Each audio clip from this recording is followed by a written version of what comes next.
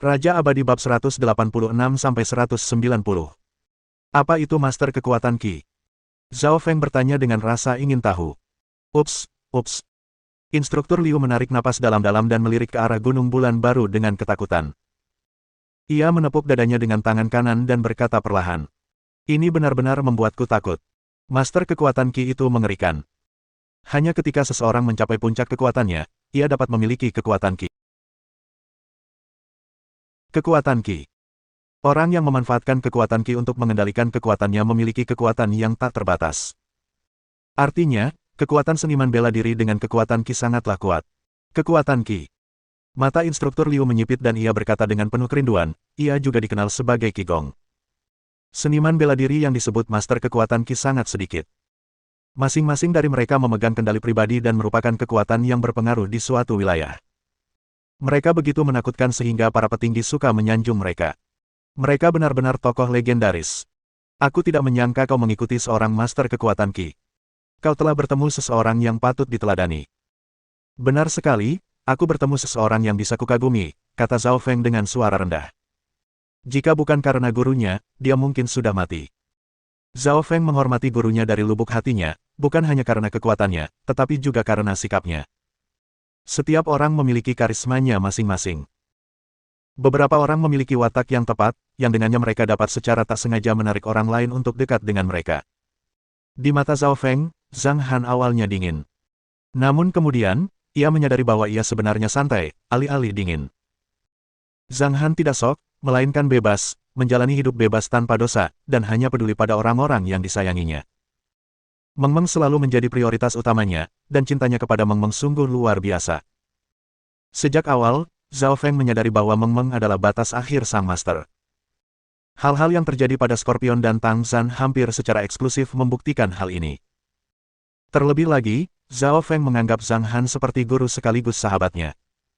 Ia begitu santai, yang membuat Zhao Feng perlahan-lahan terikat dengan karisma pribadinya. Tentu saja, perasaan ini juga disebabkan oleh kekagumannya pada Zhang Han.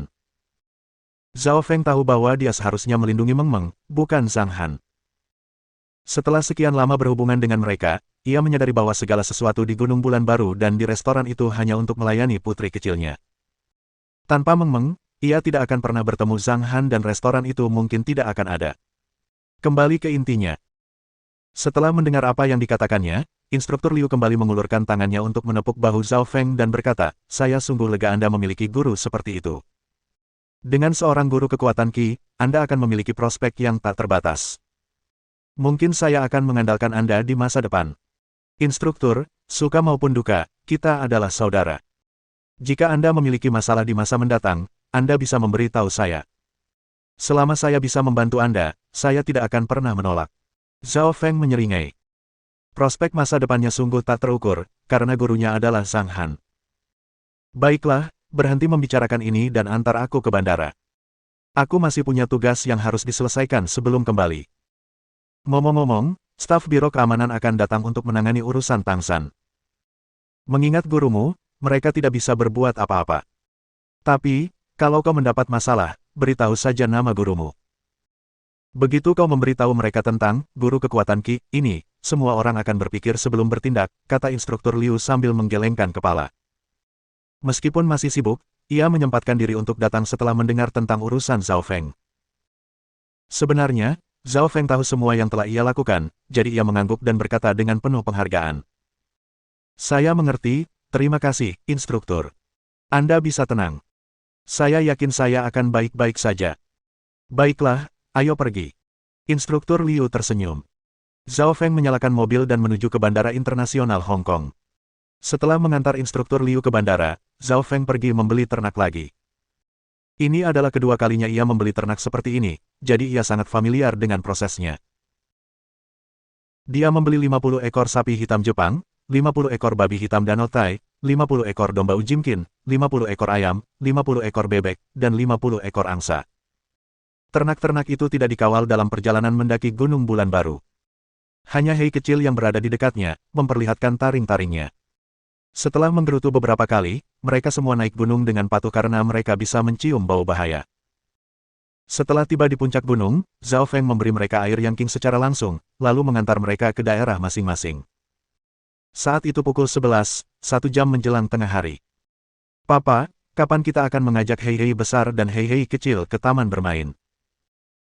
Meng Meng tiba-tiba teringat akan mengajak Erei bersaudara ke taman bermain, jadi ia bergegas menghampiri Zhang Han dan bertanya dengan nada kekanak-kanakan. Sambil berbicara, matanya penuh harap. Ia ingin mengajak mereka ke taman hiburan sore nanti. Ayo kita pergi bersama setelah ibumu kembali. Setelah berpikir sejenak, Zhang Han menjawab. Baiklah, baiklah. Hei-Hei besar, kamu harus menunggu sampai mamaku kembali. Taman hiburannya keren banget. Meng Meng cemberut dan berkata dengan serius. Wah, wah, wah, Dahei juga penasaran dengan taman hiburan itu dan ingin mencobanya. Setelah mendengar kata-kata Meng Meng, ia menari dengan gembira. Meskipun Dahei sudah besar, dia masih muda dan penuh keceriaan. Kabar baik ini pun membuat Hei kecil, yang biasanya cukup tenang, juga sangat senang. Ia mengibaskan ekornya seperti mengayunkan tongkat, yang membuat angin berdesir. Bahkan orang dewasa pun mungkin akan terhuyung-huyung jika terkena ekor ini. Mengapa mereka bertingkah seperti anak kecil? Zhao Feng berjalan ke Zhang Han dan berkata sambil tersenyum. Mereka tidak setua itu, Zhang Han terkekeh. Dahei masih muda ketika tiba di sini, dan wataknya tidak akan melunak seiring bertambahnya kekuatannya. Hal yang sama berlaku untuk Hei kecil. Itulah sebabnya mereka berdua begitu akrab dengan Meng Meng. Dia tidak akan sesenang ini jika dia sudah dewasa. Saat itu, Meng Meng sangat senang melihat Erei bersaudara bahagia. Ia tertawa bangga. Dia bisa mengajak Dahei dan Little Hei ke taman hiburan. Meng Meng, waktunya pergi. Ayo kembali ke restoran karena aku harus mulai memasak sebentar lagi, kata Zhang Han sambil tertawa. Pulang sekarang. Meng Meng cemberut dan berkata sambil melirik matahari, oh, papa, matahari cuma ada di sana. Boleh aku main lebih lama? Meng Meng belum puas bersenang-senang. Baiklah, kamu bisa bermain sedikit lebih lama. Zhang Han mengangguk. Oleh karena itu, Meng Meng mengajak Erei bersaudara bermain di area hewan peliharaan. Meng Meng memimpin, diikuti oleh Erei bersaudara dan lebih dari 30 anjing. Mereka sangat gembira. Guru. Zhao Feng berkata pada saat ini, apakah Anda tahu tentang dunia seni bela diri? Guru saya, yang merupakan tokoh terkenal di dunia seni bela diri, memberitahu saya beberapa hal tentang dunia seni bela diri. Setelah mengatakan itu, Zhao Feng terdiam. Mengapa gurunya tampak tidak tertarik pada dunia seni bela diri? Dalam kegiatan sehari-hari, ia baru akan melanjutkan bicaranya hanya ketika tuannya berkata, benarkah, atau apa itu? Lebih spesifik lagi, katanya. Dan, berarti ia tidak boleh melanjutkan topik ini. Zhao Feng berkata sambil tersenyum kecut, instruktur saya mengatakan bahwa seniman bela diri di dunia seni bela diri dibagi menjadi beberapa tingkatan, yang disebut kekuatan tampak, kekuatan batin, dan kekuatan puncak. Singkatnya, klasifikasi ini berkaitan dengan penguasaan dan peningkatan kekuatan. Ketika saya memberitahu dia bahwa Anda bisa terbang di atas rumput dan berjalan di atas air, instruktur saya menduga Anda adalah master kekuatan puncak. Mendengar bahwa Anda memiliki kekuatan Ki di dalam tubuh Anda, ia menjadi marah. Ia mengatakan bahwa Anda adalah master kekuatan Ki. Seorang master kekuatan Ki. Bisa dibilang begitu. Mendengar kata-katanya, Zhang Han mengangguk pelan.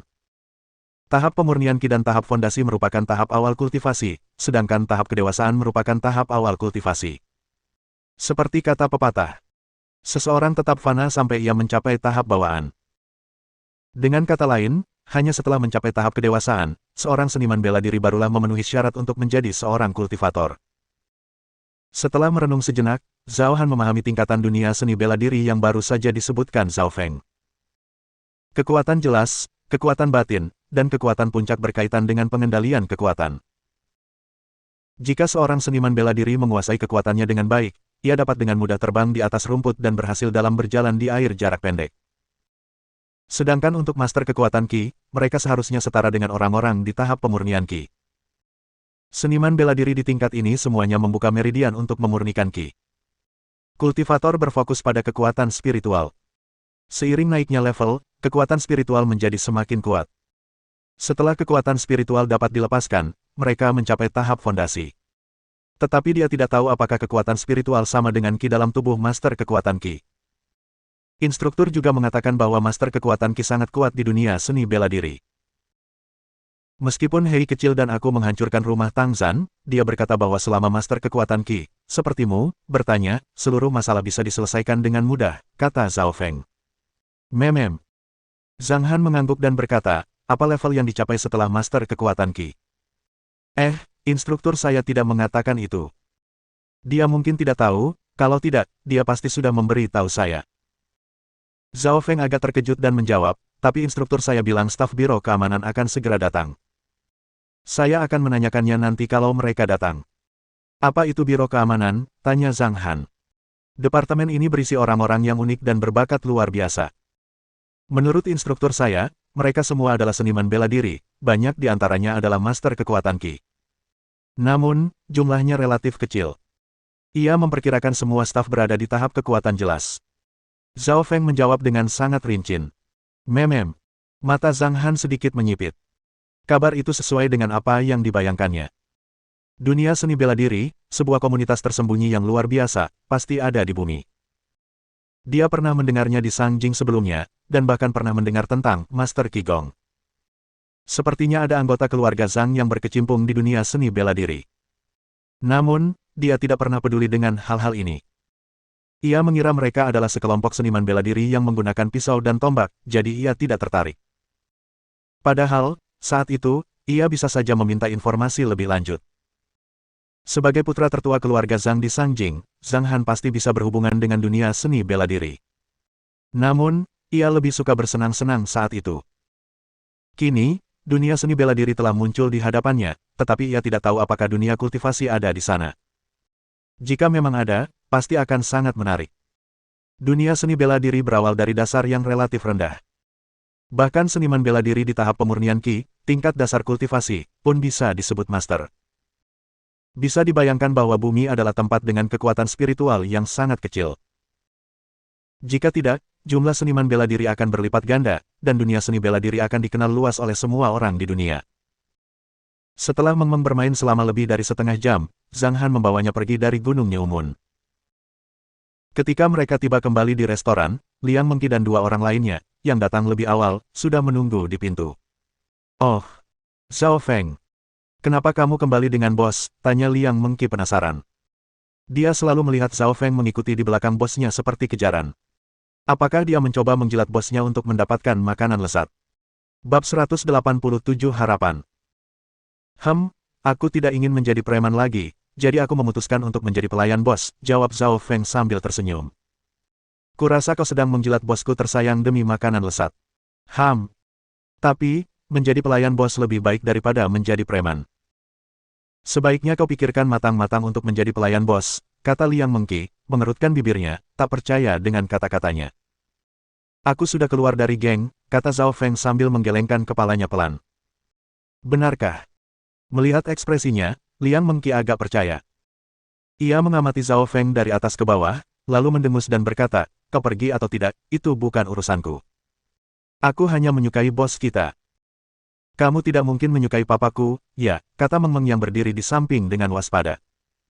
Kakak perempuan cantik ini adalah orang yang paling berbahaya. Dia selalu bilang sayang sama papa. Aku pasti akan bilang ke mama kalau papa pulang. Aku bukan cuma suka papamu, tapi aku juga suka kamu. Hehe, kata Liang Mengqi sambil tertawa. Tidak mungkin. Meng Meng cemberut dan memalingkan wajahnya. Setelah Zhang Han membuka pintu, seluruh kelompok berjalan masuk ke restoran. Bos, apa yang akan kita makan siang hari ini? Yu Qingqing melirik meja dapur dan bertanya. Kenapa kamu selalu banyak bertanya? Makan saja apa yang bos buat. Liang Mengqi memutar matanya ke arah Yu Qingqing. Qingqing itu karnivora. Bos, kapan kita bisa mengadakan pesta babi lengkap lagi, setelah Zhao Dahu? Lain kali aku mau. Zhang Han menjawab dengan santai, ada daging juga untuk makan siang hari ini. Kamu bisa coba nasi goreng sosis. Produk baru. Menarik sekali. Mata Yu Qingqing berbinar. Aroma sosisnya membuat air liurnya menetes. Zhao Feng dan orang lainnya duduk di meja biasa dan mengobrol. Zhang Han mendudukkan Meng Meng di sofa dan memintanya menonton TV sebentar, lalu pergi ke dapur untuk menyiapkan makan siang. Nasi goreng sosis mirip dengan nasi goreng telur, hanya saja ada sosis dan lebih sedikit telur. Nasi goreng jenis ini terasa lebih kaya rasa sosis. Sosis yang ditambahkan Zhang Han adalah sosis merah, yang bisa disebut sosis Harbin, dan berasal dari wilayah timur laut Tiongkok. Sosis ini berasal dari Lituania di Eropa Timur. Ketika jalur kereta api Timur Tengah sedang dibangun, banyak orang asing berdatangan ke Harbin dan membawa pengetahuan mereka tentang pembuatan sosis. Nama aslinya adalah Boudin, dan telah mencakup hampir 1 abad sejarah sejak diperkenalkan di Harbin. Karena warnanya yang merah keunguan, sosis ini lambat laun dinamai sosis merah. Setelah bertahun-tahun, sosis merah Harbin telah menjadi salah satu makanan khas utama Tiongkok Timur Laut. Umumnya, orang-orang yang bepergian ke Harbin akan memilih untuk membawa pulang makanan khas ini kepada kerabat mereka yang belum pernah mencobanya. Beberapa tahun yang lalu, sosis merah Harbin bahkan terpilih sebagai salah satu dari 14 camilan terbaik Tionghoa rantau di CNN. Alasan yang mereka berikan adalah karena sosis merah Harbin lebih kenyal daripada hotdog Amerika Utara dan lebih lezat daripada sosis Inggris. Tentu saja, hidup di masyarakat yang mudah memesan barang, orang cenderung membeli produk palsu. Ada beberapa merek sosis merah Harbin yang terkenal. Harbin Meat Co., Churin Let Foods, dan Sangwei. Secara relatif, ketiga merek ini adalah yang paling terkenal. Jika Anda ingin membeli sosis merah asli, Anda perlu memeriksa tempat penjualan yang ditunjuk. Sosis merah Harbin Meat Co. memiliki banyak julukan, seperti merek terhormat Tiongkok, warisan budaya tak benda Provinsi Heilongjiang, dan sebagainya. Sosis merah produksi Churin Let Foods dianggap sebagai sosis merah Harbin paling autentik, mengadopsi teknik tradisional Eropa. Sementara itu, sosis merah Sangwei tidak dijual di cabang maupun di internet. Jika Anda ingin membelinya, Anda harus mengantre di tengah malam di depan toko. Jika Anda datang terlambat, Anda hanya akan melihat 5 kata di pintu. Sosis merah telah habis terjual. Zhang Han telah memakan ketiga sosis merah asli ini sebelumnya, dan masing-masing rasanya sangat lezat, memiliki cita rasa khasnya sendiri. Namun, Zhang Han lebih menyukai sosis merah produksi Churin Let Foods, yang berlemak namun tidak berminyak, namun tetap memiliki aroma daging berlemak. Oleh karena itu, ia meminta Zhao Feng untuk membuatkan sosis merah ala Churin saat ia mengirimkan daging babi. Meskipun teknologinya mungkin tidak asli, kualitas daging babi dari babi hitam dan otai yang dibesarkan di Gunung Bulan Baru melebihi 5A.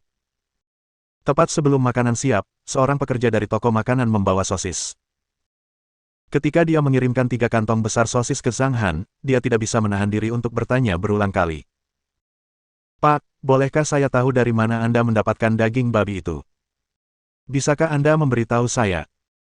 "Daging babi itu tidak boleh dimakan oleh orang biasa karena khusus untuk kaum bangsawan," kata Liang Mengqi dengan nada yang agak aneh.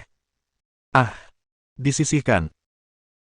Wajah pekerja itu berkilat kecewa sambil mendesah berulang kali, lalu berkata, "Pantas saja sosis merah buatanku harum sekali dan dagingnya berkualitas tinggi. Baru pertama kali ini aku melihat daging sebagus ini selama bertahun-tahun membuat sosis. Sayang sekali, dagingnya disediakan khusus." Memem. Zhang Han menggelengkan kepalanya pelan dan tidak berkata apa-apa. Ia mengambil sosis dan meletakkannya di meja belakang. "Saya harus pergi sekarang." Pekerja itu minta izin dan pergi.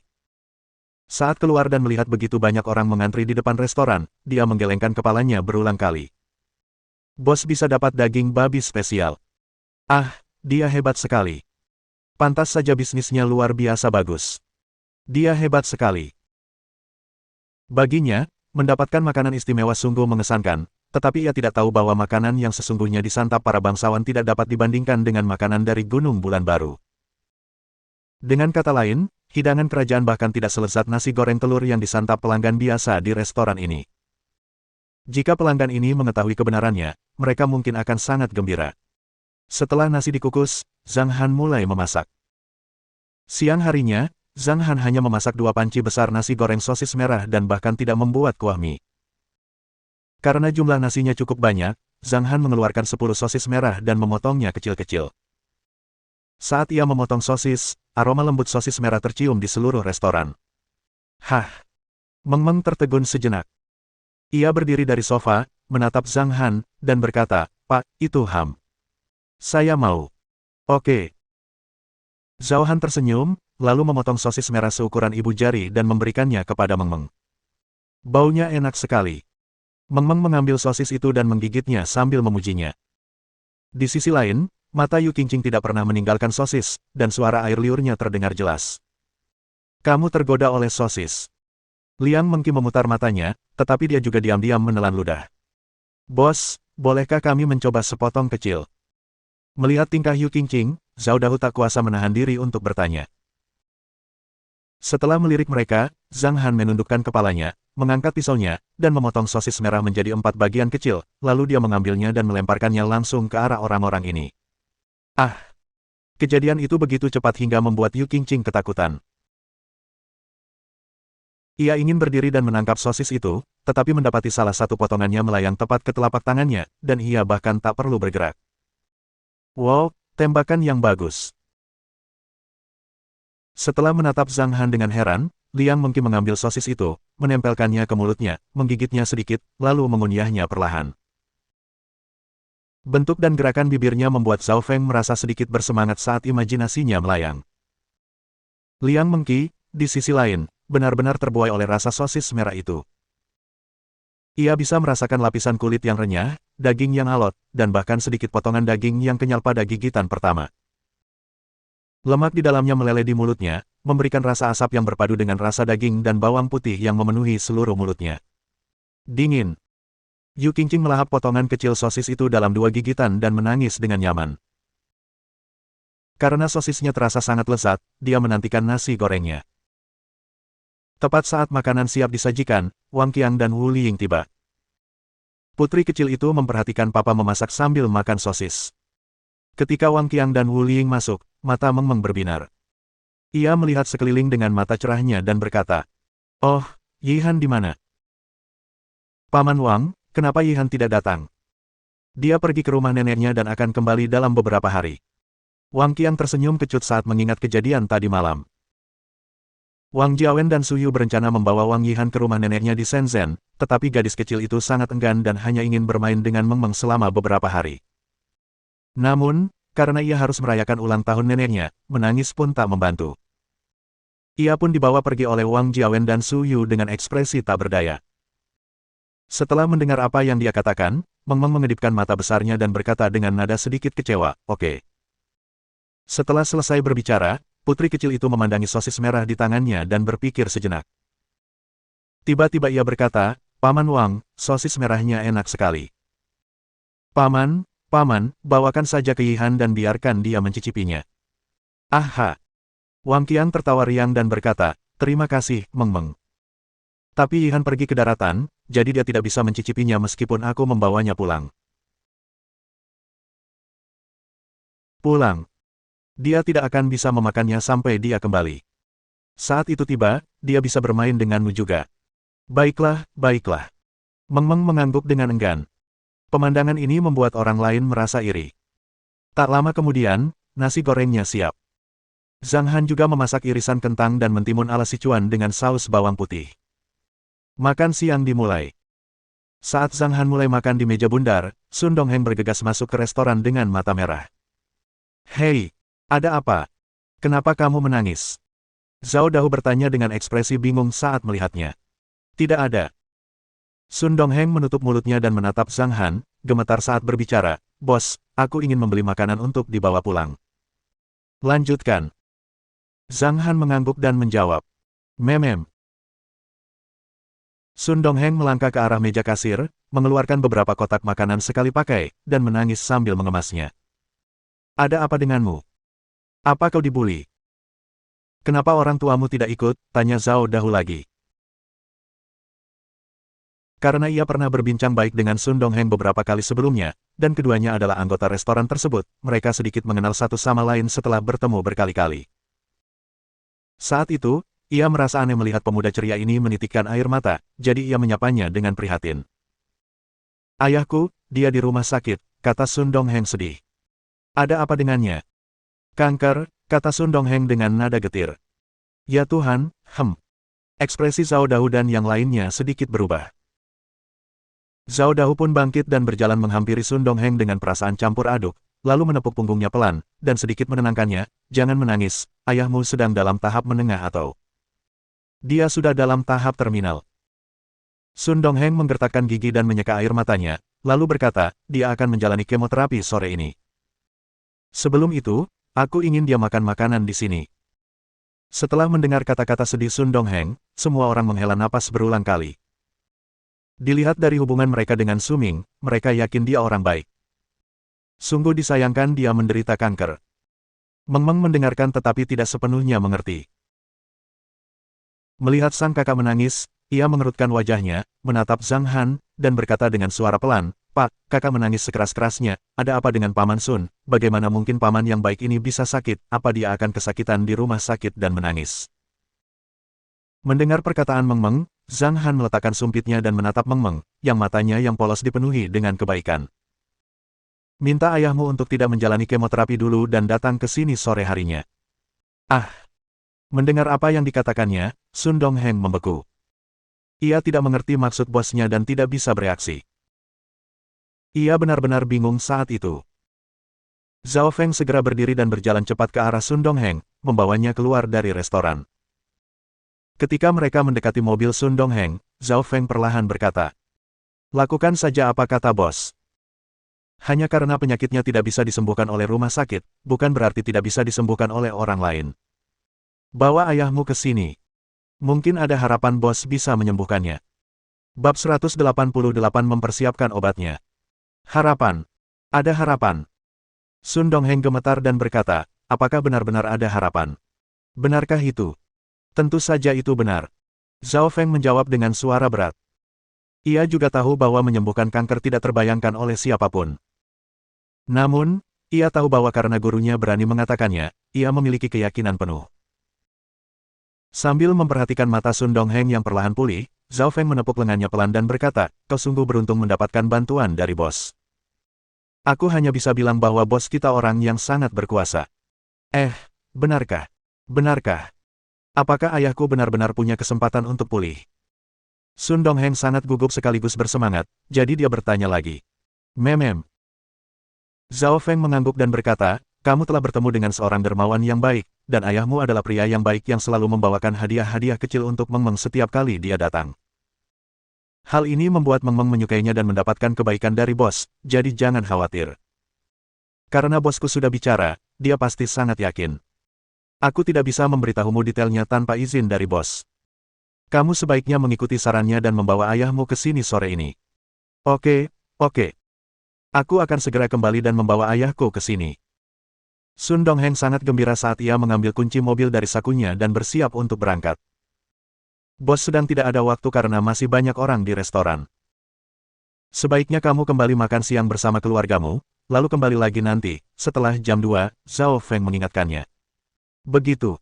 Terima kasih, Saudara Feng." Sun Dongheng berjalan ke pintu mobil dan menatap Zhao Feng dengan serius. "Baiklah. Pergilah," jawab Zhao Feng sambil tersenyum. "Aku pulang dulu, Saudara Feng." Sun Dongheng membuka pintu dan masuk ke mobil, lalu melaju kencang. Mudah terlihat betapa bersemangatnya dia. Dengan keputusasaan batinnya yang tiba-tiba berubah menjadi harapan, wajar saja jika ia memiliki perasaan campur aduk. Orang ini. Zhao Feng menggelengkan kepalanya sambil terkekeh dan berbalik ke arah restoran. Zhao Feng pernah melihatnya sebelumnya. Saat masih menjadi anggota Asosiasi Harmoni Abadi, ia sesekali pergi bersama beberapa anak buahnya saat ada waktu luang. Karena Sun Dongheng kaya, ia suka mentraktir orang. Berkat kepribadiannya yang supel, ia pun populer. Dan, karena senang mengejar perempuan, ia menjadi pengunjung tetap klub malam yang dikelola Zhao Feng. Zhao Feng pernah melihat pria ini mengajak perempuan ke hotel 4 atau 5 kali. Terlebih lagi, teman perempuan yang ia bawa setiap kali benar-benar berbeda. Namun, ia telah kembali fokus dan bekerja. Awalnya, Zhao Feng agak penasaran, tetapi sekarang ia tahu alasannya adalah karena ayahnya sakit parah. Setengah jam kemudian, Sun Dongheng kembali ke rumah sakit umum di distrik selatan. Setelah memarkir mobilnya, ia bergegas ke bangsal sambil membawa bekal makan siang. "Ayah, Ibu, aku punya kabar baik." Saat dia memasuki ruangan, dia hanya menemukan bangsal kosong. Di mana mereka? Jantung Sun Dongheng berdebar kencang saat ia berbalik dan berlari keluar dengan tergesa-gesa. Ia datang ke meja layanan dan bertanya dengan tergesa-gesa. "Di mana pasien di bangsal 04? Nama pasiennya Sun Ming." Dia pergi ke ruang operasi 07 untuk kemoterapi. Apa? Bukankah dokter bilang baru akan mulai jam 3 sore ini? Pasien baru saja pingsan dan kami tidak bisa menunda, jadi kami mengirimnya ke ruang operasi sekitar 10 menit yang lalu. Suara mendesing. Sun Dongheng bergegas ke ruang operasi. Sesampainya di pintu, ia melihat ibunya dengan ekspresi lesu. Bu, kenapa ibu tidak meneleponku sebelum menyuruh ayah masuk untuk memulai kemoterapi? Tanya Sun Dongheng terburu-buru. Sebelum Ibu Sun sempat menjawab, ia berlari ke pintu ruang operasi dan mengetuk sekuat tenaga, buka pintunya. Buka pintunya. Buka pintunya sekarang. Sekitar 20 detik kemudian, seorang pria berjas putih dan bermasker membuka pintu, lalu menatap Sun Dongheng dengan kesal dan berkata dengan alis berkerut, "Apa yang kau lakukan? Apa kau tidak tahu ada operasi yang sedang berlangsung? Jangan berisik di sini." "Maaf, dokter, kemoterapi ayah saya harus dihentikan," kata Sun Dongheng. "Apa yang kau katakan? Ini bukan tempat untuk bercanda. Kalau kau mau terus ribut, keluar saja." "Dongheng, sudahlah." Ibu Sun berdiri dan melangkah ke arah Sun Dongheng. Ia memegang lengannya, menatap dokter, dan berkata dengan nada meminta maaf, "Maaf, dokter, suasana hati anak ini sedang buruk. Saya tidak main-main. Bu, jangan ikut campur." Sun Dongheng berkata, "Dokter, maaf, saya agak khawatir. Kemoterapi ayah saya harus dihentikan untuk saat ini. Tolong antarkan ayah saya keluar sekarang juga." "Apa yang kau katakan? Kau tahu apa yang terjadi pada ayahmu? Dia sudah sangat lemah." Setelah memelototi Sun Dongheng, dokter itu menatap Ibu Sun dan berkata, "Tolong jaga anakmu dan jangan biarkan dia bersuara." Setelah selesai berbicara, dia hendak menutup pintu, tapi Sun Dongheng menangkapnya dan berkata dengan keras, "Hentikan kemoterapi. Hentikan kemoterapi dan bawa ayahku keluar sekarang juga. Apa yang kau lakukan? Lepaskan aku." Keributan di pintu masuk memengaruhi dokter yang bertugas di dalam. Ia melirik pintu dengan tak percaya, meletakkan peralatannya, dan berjalan mendekat. "Ada apa?" tanya dokter yang merawatnya. "Dokter, hentikan kemoterapinya. Tolong keluarkan ayahku," kata Sun Dongheng. "Ah!" Dokter yang bertugas mendesah pelan dan berkata, "Anda sebaiknya menenangkan diri dulu. Anda tahu kondisi ayah Anda, jadi Anda tahu akibat tidak menjalani kemoterapi. Kali ini beliau bangun setelah pingsan, tapi lain kali pingsan, saya tidak bisa menjamin beliau akan bangun. Saya tahu, dokter, kami sudah mempertimbangkannya dan memutuskan untuk tidak menjalani kemoterapi untuk saat ini. Tolong antarkan ayah saya keluar," kata Sun Dongheng dengan suara berat. "Dongheng, apa yang kamu lakukan?" kata Ibu Sun dengan nada kesakitan. "Bu, aku sudah menemukan seseorang yang bisa membantu ayah. Kami akan ke sana sore ini, jadi kemoterapinya harus dihentikan dulu. Nanti aku ceritakan detailnya." "Jangan tanya aku sekarang," kata Sun Dongheng tulus. Setelah melihat sorot matanya, Ibu Sun mengangguk dan tidak berkata apa-apa. Adapun dokter yang bertugas, dia hanya menggelengkan kepalanya berulang kali. Seseorang yang bisa menyembuhkan penyakit. Bisakah dia menyembuhkan kanker? Apakah ada orang seperti itu? Setelah berpikir sejenak, ia berkata, "Baiklah, kami akan mengirim Sun Ming keluar. Jika kamu memutuskan untuk melanjutkan kemoterapi, kamu harus membawa ayahmu kembali ke sini besok malam. Setelah kamu melewati batas waktu, situasinya pasti di luar kendali kami." Sambil berbicara, ia melirik Sun Dongheng dan mengingatkannya, "Tidak ada harapan bagi orang-orang yang berada di stadium akhir kanker, dan aku sudah menyebutkan 2 hasil tadi. Jadi, kamu harus bersiap. Lain kali, aku tidak ingin mendengar suara apapun di luar ruang operasi, oke?" "Baiklah, baiklah, dokter, saya turut berduka cita," jawab Sun Dongheng sambil mengangguk. Dengan izin dokter yang merawat, Sun Ming diperbolehkan keluar beberapa menit kemudian. Mereka kembali ke bangsal, tetapi baru 5 menit kemudian Sun Ming akhirnya terbangun. "Apakah kemoterapinya sudah selesai?" Sun Ming bertanya dengan lemah. "Tidak," jawab Ibu Sun sambil menatap putranya. Pada saat ini, Sun Dongheng mulai menjelaskan. Ia berkata sambil tersenyum, "Ayah, mungkin masih ada cara untuk menyelamatkanmu." "Benarkah? Aku masih sangat beruntung, ha. Sun Ming tidak percaya, tapi dia tetap menuruti kemauan putranya sambil terkekeh. "Ada apa, Dongheng?" tanya Ibu Sun. "Apa yang kukatakan itu benar?" Melihat ekspresi ayahnya yang skeptis, Sun Dongheng berkata dengan cemas, "Pemilik restoran, Ayah Meng, memintaku untuk membawamu kepadanya setelah mendengar tentang kondisimu. Setelah itu, Saudara Feng memberitahuku bahwa penyakit yang tidak bisa disembuhkan oleh rumah sakit mungkin masih bisa disembuhkan oleh orang lain. Dia bilang bosnya kemungkinan besar bisa menyembuhkan penyakitmu. Ayah, Saudara Feng tidak pernah berbohong. Pasti ada harapan karena dia berkata begitu." Tuan Zhang. Sun Ming terdiam, tetapi jauh di lubuk hatinya, ia tak percaya hal yang tak terbayangkan itu. Ia menggelengkan kepala sambil tersenyum dan berkata, "Kalau soal restoran, aku sangat merindukan Meng Meng. Gadis kecil itu manis sekaligus cantik. Dia selalu mengingatkanku bahwa waktu kecil dulu, kau jauh lebih nakal daripada dia. Meskipun Tuan Zhang jago masak, apa dia benar-benar bisa menyembuhkan penyakit?" Ibu Sun mendesah. Ia mungkin percaya Tuan Zhang bisa menyembuhkan pilek dan demam, tetapi Sun Ming menderita kanker. "Ngomong-ngomong, kita akan tahu nanti kalau sudah sampai di sana. Kakak Feng meminta kita datang setelah jam 2, jadi masih ada waktu tersisa. Ayo kita makan dulu." "Oh, ngomong-ngomong, nasi goreng sosis untuk makan siang hari ini." Sun Dongheng mengeluarkan beberapa kotak makan siang, yang berisi 4 porsi nasi goreng sosis dan 3 gelas susu. "Aku akan puas jika bisa makan beberapa makanan lagi dari restoran itu." Sun Ming tersenyum dan menggelengkan kepalanya. "Ayah, jangan bilang begitu. Pasti ada harapan," gumam Sun Dongheng kesal. Setelah mereka selesai makan siang, waktu sudah hampir menunjukkan pukul 2, jadi mereka akan tiba di waktu yang tepat jika berangkat sekarang. Karena itu, Sun Dongheng pergi mengambil pakaian Sun Ming. Setelah Sun Ming berganti pakaian, mereka bertiga pun keluar. Ketika mereka melewati meja resepsionis, perawat yang bertugas di area ini hendak mengajukan pertanyaan kepada mereka, tetapi dokter yang bertugas berdiri di belakangnya dan menepuk pundaknya. "Lupakan saja, biarkan mereka pergi," gumam dokter yang merawat Sun Ming. "Mereka akan mengerti nanti. Tidak mungkin dia bisa disembuhkan karena kankernya sudah stadium akhir." Sun Dongheng menyetir mobil menuju restoran, tetapi ketika mereka melewati pusat perbelanjaan, Sun Ming ingin mampir dan membelikan Meng Meng hadiah kecil. Karena tubuhnya lemah, Sun Donghenglah yang berlari ke toko souvenir dan membeli beberapa mainan kecil.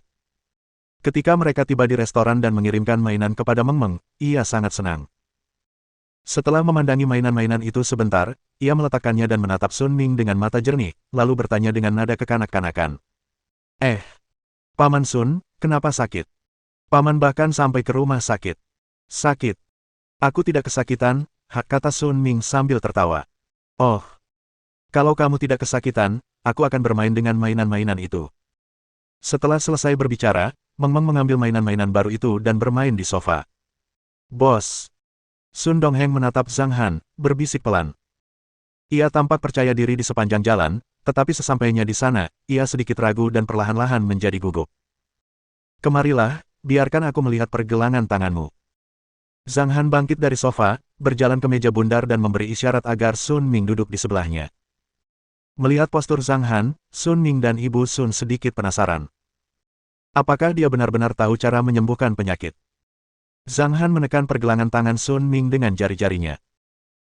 Ia memejamkan mata, lalu menggunakan kekuatan spiritual dalam tubuhnya untuk menjelajahi tubuh Sun Ming dan memeriksa kondisinya saat ini. Pada saat ini, seluruh ruangan hening kecuali suara Meng Meng yang sedang bermain dengan mainannya. Bahkan Sun Dongheng dan Ibu Sun pun merasakan detak jantung mereka semakin cepat.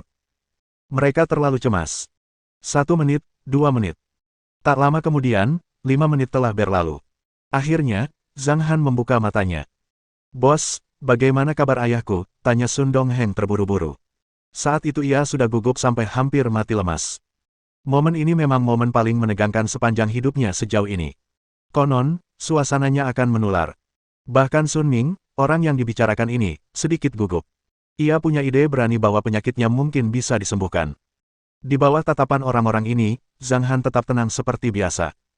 Ia membuka mulutnya dan melontarkan beberapa kata. "Bawakan aku 1 Ganoderma lucidum berusia 100 tahun, 1 ginseng liar berusia 100 tahun, 1 pon ambergris, 1 teratai salju berusia 100 tahun, dan 1 poligoni multiflorum berusia 100 tahun sebelum jam 12 malam ini. Lalu aku bisa menyiapkan obatnya." Bab 189 Perselisihan. "Siapkan obatnya." Sun Dongheng awalnya tertegun, lalu ia menjadi sangat gembira hingga matanya melebar. Ia meraih lengan Zhang Han dan gemetar saat bertanya, "Bos, benarkah?" Penyakit ayahku, apakah benar-benar bisa disembuhkan? Tuan Zhang. Ibu Sun tampak relatif tenang. Ia berhasil menahan kegembiraannya dan bertanya, apakah menyiapkan obat berarti penyakit suami saya bisa sembuh total atau? Bagaimanapun, kanker merupakan bahaya yang serius. Obat yang Zhang Han katakan akan ia siapkan kemungkinan besar untuk menekan pembentukan sel kanker dan meningkatkan harapan hidup Su Ming. Kemungkinan kedua adalah ia membutuhkan bahan-bahan ini untuk membasmi kankernya secara ajaib. Jika ia berhasil menyembuhkan kanker, ia pasti akan membuat gebrakan besar di dunia medis. Ia akan membuat sensasi, tidak hanya di dunia medis, tetapi di seluruh dunia. Tentu saja, meskipun luar biasa, Ibu Sun merasa cemas dan tidak percaya bahwa pilihan kedua mungkin terjadi. Sun Ming pun terdiam saat itu. Matanya berkilat dan ia sebenarnya sangat gugup menunggu keputusan akhir. Zhang Han melirik orang-orang ini dengan tenang dan berkata sambil terkekeh. Pergi dan beli bahan-bahannya, maka penyakitnya bisa disembuhkan sepenuhnya. Obat mujarab, obat mujarab. Sun Dongheng tertawa terbahak-bahak saat itu, ha. Obat mujarab. Hebat, kau bisa sembuh total. Ayah, kau bisa sembuh dan tak perlu mati. Wow. Sun Dongheng tertawa lalu menangis. Ayah dan Ibu Sun berada di sampingnya, ikut terisak. Tekanan yang telah menghimpit hati mereka selama berhari-hari perlahan menghilang. Bahkan Sun Ming merasa kondisi mentalnya jauh lebih baik dan dia lebih kuat. Ini adalah penyembuhan spiritual. Sebuah laporan pernah mengatakan bahwa beberapa orang yang tidak menyadari bahwa mereka sakit parah dapat hidup relatif lama, yang disebut hubungan psikis. Suara-suara di sana menarik perhatian Meng Meng. Ia melihat ke sana, meletakkan mainannya, dan berkata, kenapa kamu menangis? Mereka bahagia. Zhang Han berdiri dan berjalan mendekat, duduk di sofa sambil tersenyum, terkadang orang menangis saat bahagia. Artinya, mereka menangis bahagia. Bahagia. Bukankah mereka tertawa saat bahagia? Kenapa mereka menangis? Tanya Meng Meng ragu karena ia tidak mengerti emosi ini. Zhao Feng takut emosi mereka akan membuat putri kecil itu tidak senang, jadi ia terbatuk pelan dan berkata, tenanglah dan berhenti menangis. Prioritas utamamu adalah mendapatkan bahan-bahan yang diminta bos. Semuanya harus dari kelas 100 tahun, yang cukup langka. Akan sulit bagimu untuk mendapatkannya sebelum tengah malam. Terlepas dari apakah bahan-bahan ini bisa ditemukan atau tidak, kau harus menyiapkan uang dalam jumlah yang sangat besar. Benar, kita harus cari bahan-bahannya dulu. Ayah, ayo kita beli bahan-bahannya dulu, kata Sun Dongheng. Bahan-bahannya. Setelah jeda, ia berkata, saya tidak punya teman di bidang ini.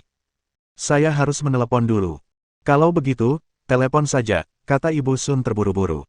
Bahan-bahan biasanya perlu dipersiapkan sebelumnya. Semakin awal mereka mendapatkannya, semakin besar harapannya. Sun Ming mengangguk dan mengeluarkan ponselnya untuk melihat buku alamatnya. Baiklah. Saat itu Zhao Feng mulai berkata, saya punya teman yang berprofesi sebagai dokter.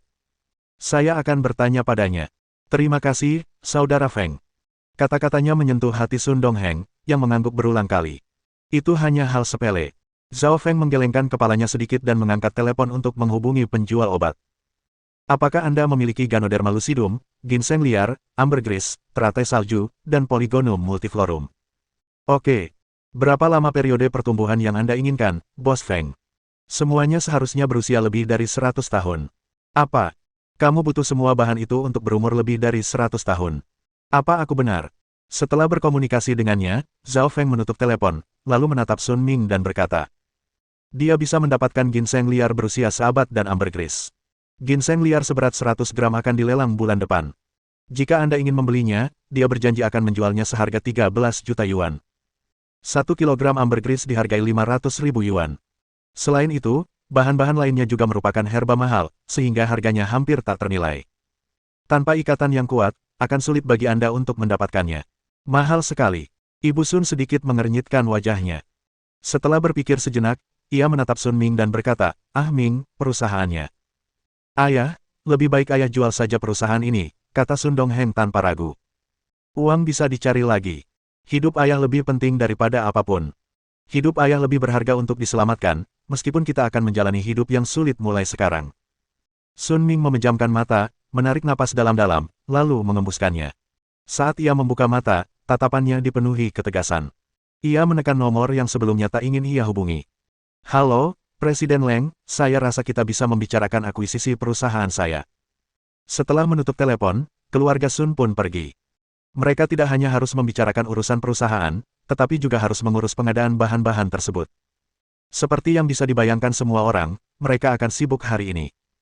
Akan sulit bagi mereka untuk mengumpulkan semuanya sebelum tengah malam. Setelah mereka pergi, restoran menjadi sunyi. Sementara itu, di restoran Asia New Moon Bay. Restoran Aslin memiliki sejarah lebih dari 50 tahun di New Moon Bay dan belum membuka cabang lain. Restoran ini memonopoli area ini dan merupakan restoran papan atas dengan beberapa keistimewaan. Restoran ini pernah mendapat peringkat bintang 2, bahkan hampir bintang 3, dari Michelin 10 tahun yang lalu. Minuman yang ditawarkannya lah yang menurunkan skor tersebut.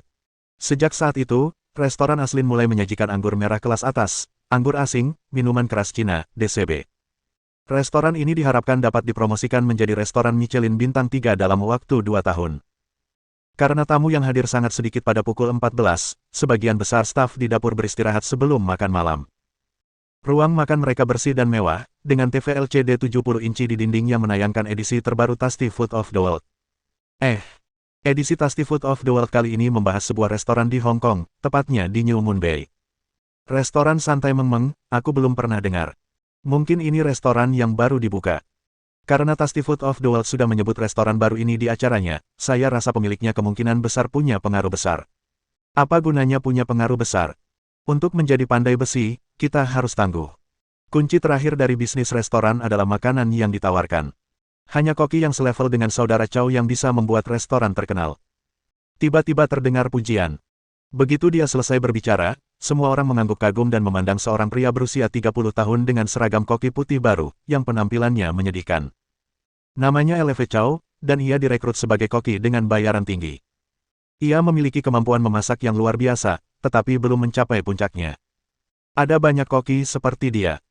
Namun, restoran ini bersedia membayar 5 kali lipat harga koki lain dengan level yang sama karena ia adalah murid dari murid Wang Long, salah satu dari 4 koki ahli di Hong Kong.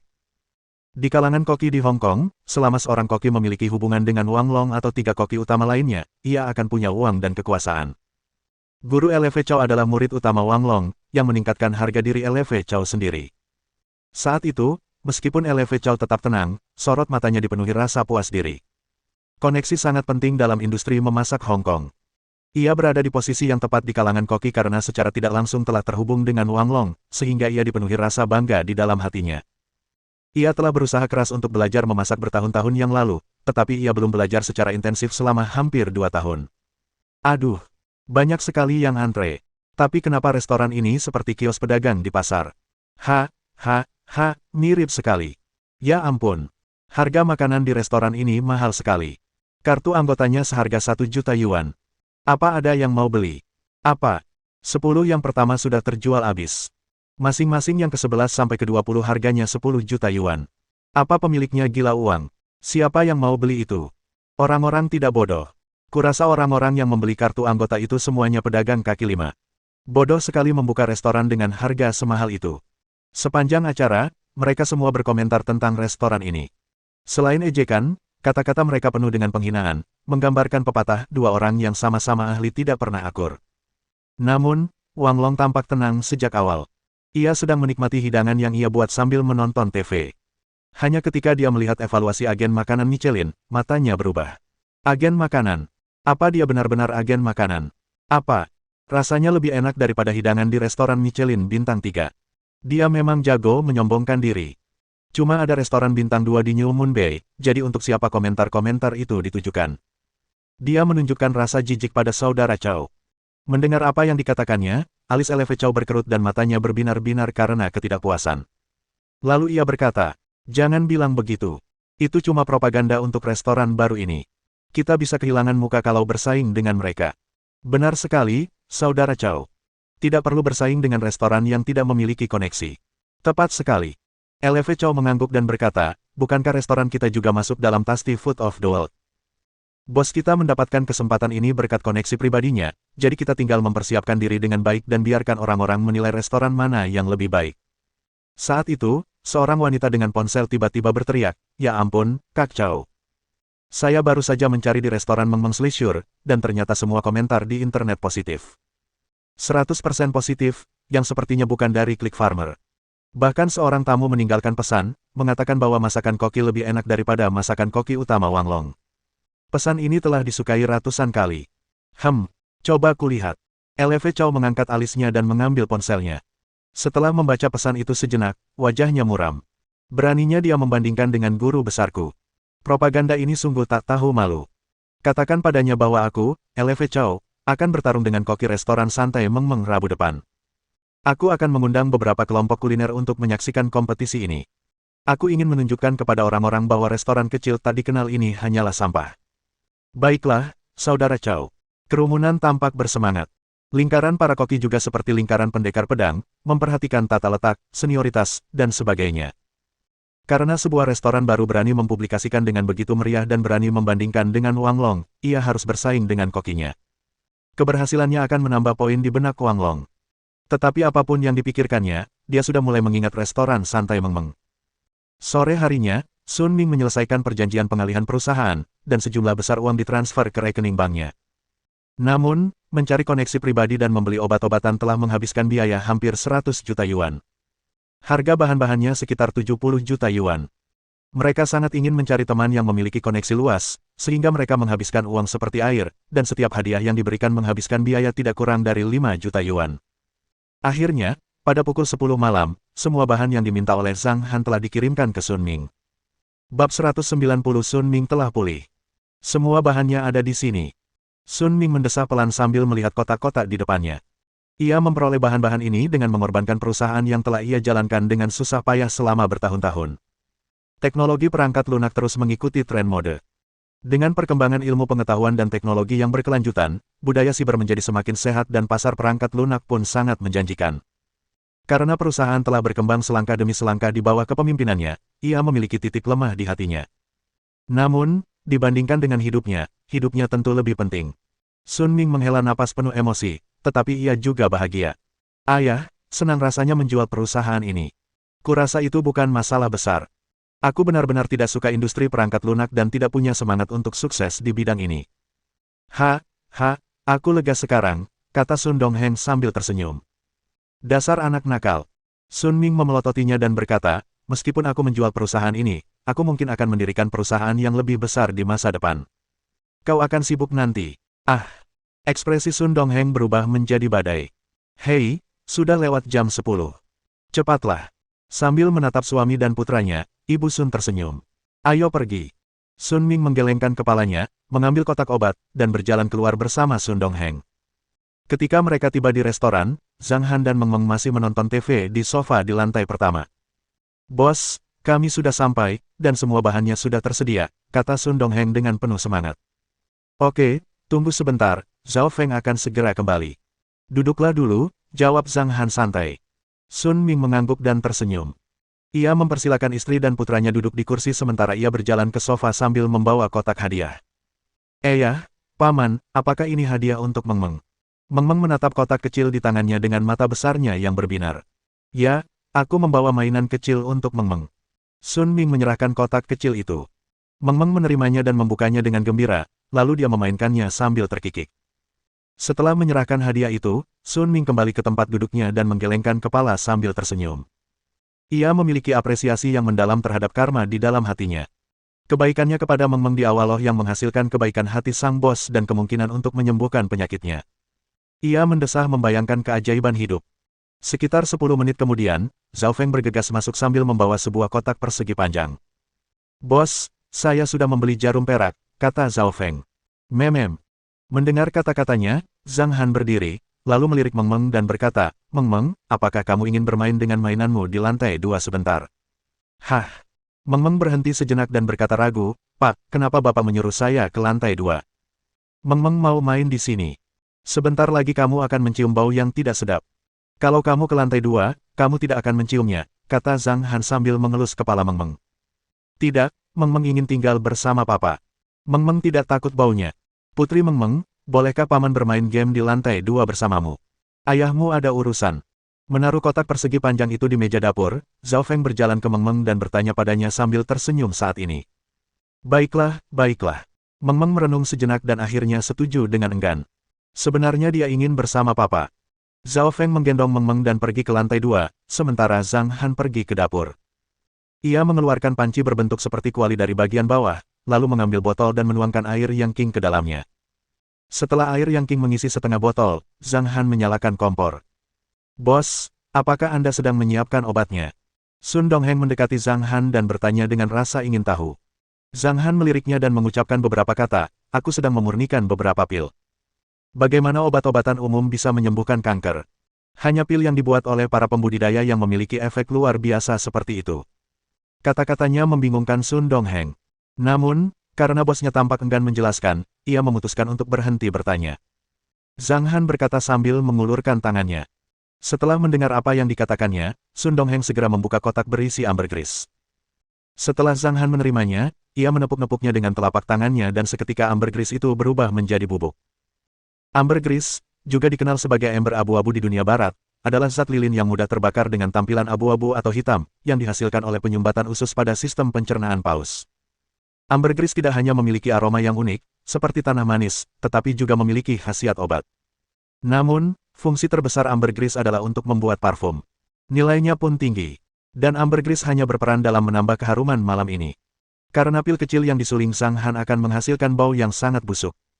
Seandainya Sun Ming tahu ini, ia pasti akan tertawa sekaligus menangis. Ia menghabiskan hampir 500.000 yuan hanya untuk wewangian ini. Meskipun harganya tidak mahal, uang tersebut cukup untuk membeli banyak merek parfum internasional kelas atas. Semua bubuk ambergris dituangkan ke dalam panci. Meskipun tersedot oleh kap kompor, aroma samar masih tercium di seluruh ruangan. Kemudian Zhang Han mengeluarkan dua benda yang tampak seperti akar dan memasukkannya ke dalam pot, bau busuk tiba-tiba tercium dari pot, di bawah kendali ambergris, seluruh ruangan terasa jauh lebih harum. Jika bukan karena itu, tak seorang pun mungkin akan tinggal di ruangan ini. Akar-akar ini, yang mengeluarkan bau khas, terbuat dari kayu wangi. Kayu wangi adalah rempah-rempah berkualitas tinggi, tetapi akarnya memang berbau, yang membuktikan bahwa setiap ujungnya memiliki cacat. Setelah akar kayu harum ditambahkan, air Yang King dalam panci mulai mendidih. Zhang Han mengeluarkan kantong plastik, yang di dalamnya terdapat beberapa daun pohon Yuan King. Ada sekitar 20 lembar daun di dalamnya. Ia menuangkan semuanya ke dalam panci, membuat air biru yang tadinya agak kotor langsung berubah menjadi hijau tua. Sungguh menakjubkan. Melihat perubahan itu, Sun Dongheng bergumam dengan terkejut. Prosesnya cukup mirip dengan beberapa perubahan kimia. Begitu daun dimasukkan, air berubah warna dalam waktu kurang dari sedetik. Ginseng liar. Sementara Sun Dongheng berdiri tertegun, Zhang Han mengulurkan tangannya ke arahnya. Oh, baiklah. Sun Dongheng buru-buru menemukan kotak berisi ginseng liar, mengeluarkannya, dan memberikannya kepada Zhang Han. Setelah menerimanya, Zhang Han langsung memasukkan ginseng liar ke dalam pot. Teratai salju. Ganoderma lucidum. Saat bahan-bahan ditambahkan satu demi satu, panci perlahan terisi hingga hampir tidak ada ruang tersisa. Setelah menambahkan semua bahan tersebut ke dalamnya, Zhang Han mengambil tutupnya dan menutup panci kecil itu. Faktanya, pil ini tidak bisa dianggap sebagai pelet ajaib kecil, dan efeknya bahkan tidak sepersepuluh sekuat pelet ajaib kecil. Pelet sihir kecil digunakan untuk pemulihan. Pelet ini sebagian besar digunakan oleh para kultivator di tahap dasar dan tahap bawaan karena efeknya akan sangat berkurang jika digunakan oleh kultivator di tahap yang lebih tinggi. Hanya pelet sihir besar yang efektif. Tentu saja, beberapa pelet sihir kecil dengan kualitas terbaik juga dapat memberikan efek yang baik. Setiap jenis pil biasanya dibagi menjadi beberapa tingkatan. Pelet ajaib kecil yang dimurnikan kali ini menggunakan daun pohon Yuan King dan akar kayu wangi sebagai bahan utama. Setiap bagian dari harta roh nabati ini berperan dalam penyembuhan. Meskipun pelet ajaib kecil ini tidak dimurnikan menggunakan bahan utama standar, pelet ini cukup untuk menyembuhkan kanker karena menggunakan harta roh tingkat ketiga dan harta roh tingkat pertama. Ginseng liar dan Ganoderma lucidum merupakan bahan tambahan yang berfungsi untuk meningkatkan kualitas fisik Sun Ming secara menyeluruh. Namun, seluruh proses harus dikendalikan oleh kekuatan spiritual Zhang Han. Api telah menyala selama 20 menit. Sun Ming, Sun Dongheng, dan Ibu Sun menatap panci yang mengepul panas. Di bawah tatapan mereka, Zhang Han tiba-tiba mencengkeram kedua sisi panci kecil itu. Ah! Ibu Sun menjerit. Pancinya pasti sangat panas, bukankah tangannya akan terbakar? Namun, 1 detik, 5 detik, 1 menit. Di bawah tatapan mereka, ekspresi Zhang Han tidak berubah sama sekali dan tangannya juga tampak tidak terluka. Adegan ini mengejutkan ketiga orang itu. Bukankah panci ini panas? Karena panci itu pasti panas, alasan mengapa bos itu tidak terbakar hanyalah karena telapak tangannya. Mereka telah mendengar bahwa beberapa orang dapat memasukkan telapak tangan mereka ke dalam minyak mendidih tanpa cedera, jadi mereka menganggap telapak tangan bos itu mirip dengan tangan orang-orang itu. Ketiganya tercengang dan sungguh tersentuh. Zhang Han mengabaikan ketiganya, tidak mempedulikan mereka. Ia perlahan menutup mata dan mengumpulkan kekuatan spiritualnya ke dalam panci kecil melalui telapak tangannya sambil memurnikan bahan-bahan. Secara bertahap, semua bahan tersebut perlahan tercampur menjadi satu dan berubah menjadi sup, yang menjadi lebih kental saat terus mengembun. 1 jam kemudian, Zhang Han tiba-tiba membuka matanya yang berkilauan. Pelet ajaib itu telah habis. Begitu tangan Zhang Han meninggalkan panci kecil itu dan membuka tutupnya, tiba-tiba embusan udara keluar. Bau harum samar-samar memenuhi ruangan. Tangan Zhang Han meraih ke dalam panci dan mengeluarkan pil berkilauan dan bening, berwarna hijau tua bening. Ketiganya menatapnya dengan mata terbuka lebar. Dalam pikiran mereka, seharusnya ada semangkuk sup obat di dalam panci. Mereka tidak pernah menyangka ternyata isinya berbentuk bulat. Hal ini membingungkan mereka. Zhang Han berjalan mendekati Sun Ming sambil membawa pil itu. Oke. Sun Ming menjawab dengan tergesa-gesa, mengambil pil sebesar kacang kenari dan memakannya. Tanpa diduga, pil ini meleleh di mulutnya tanpa perlu dikunyah sama sekali. Pil itu masuk ke tenggorokannya seperti aliran air jernih, membuatnya merasa sangat nyaman. Duduk tegak, Zhang Han berbicara lagi. Mendengar apa yang dikatakannya, Sun Ming segera duduk tegak. Saat berikutnya, Zhang Han membuka kotak yang berisi jarum perak sepanjang 10 inci. Zhang Han bahkan tidak memberi mereka waktu untuk berpikir. Dengan beberapa gerakan cepat telapak tangannya, jarum-jarum perak itu menusuk tubuh Sun Ming secara berurutan. Sebagian dimasukkan ke dadanya, sebagian di sisi anterior jantung, sebagian di sisi kanan, dan sebagian di sisi atas dan bawah. Hal ini benar-benar membuat Ibu Sun dan Sun Dongheng ketakutan, bahkan Sun Ming pun tercengang. Jika bukan karena tekadnya yang kuat, ia pasti sudah menggigil. Zhang Han menusukkan 49 jarum ke tubuh Sun Ming di kedua sisi. Dan kedalaman tusukan jarum-jarum ini ke dalam tubuhnya jelas lebih dari 8 inci.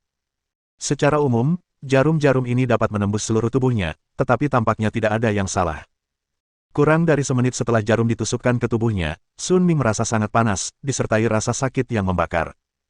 Dia begitu ketakutan hingga keringat dingin membasahi kepalanya dan tubuhnya tanpa sadar menggigil. Ah, Tuan Zhang, suamiku, dia. Ibu Sun gemetar. Dia sedang menjalani detoksifikasi. Mohon tunggu 5 menit, jawab Zhang Han sambil duduk di kursi di sebelahnya. 5 menit berlalu di bawah tatapan penuh penderitaan dari Ibu Sun dan Sun Dongheng. Pada titik ini, Zhang Han melambaikan tangannya beberapa kali, dan semua jarum perak tercabut. Sekarang, semua jarum perak telah menjadi gelap. Buang saja pot dan semua jarumnya, kata Zhang Han sambil menatap Sun Dongheng. Baiklah. Sun Dongheng mengangguk dan mulai mengemasi barang-barangnya. Tuan Zhang, suamiku. Melihat Sun Ming yang matanya terpejam, Ibu Sun bertanya. Dia sudah pulih, jawab Zhang Han sambil terkekeh. Begitu ia selesai berbicara, Sun Ming tiba-tiba membuka matanya. Saat itu, ia hanya bisa merasakan tubuhnya penuh vitalitas. Ia menarik napas dalam-dalam dan berkata, luar biasa.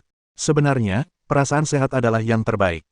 Mohon dukungan dari omom ante-ante sekalian, buat subscribe atau sharekan novel Mimin ke Facebook kalian, agar channel Mimin bisa terus berkembang. Dengan begitu, Mimin bisa lebih semangat untuk up novel seru lain ke depannya. Sekiranya ada kebutuhan buat subback, silakan inbox Mimin atau tuliskan di kolom komentar, Mimin dulukan dengan ucapan terima kasih.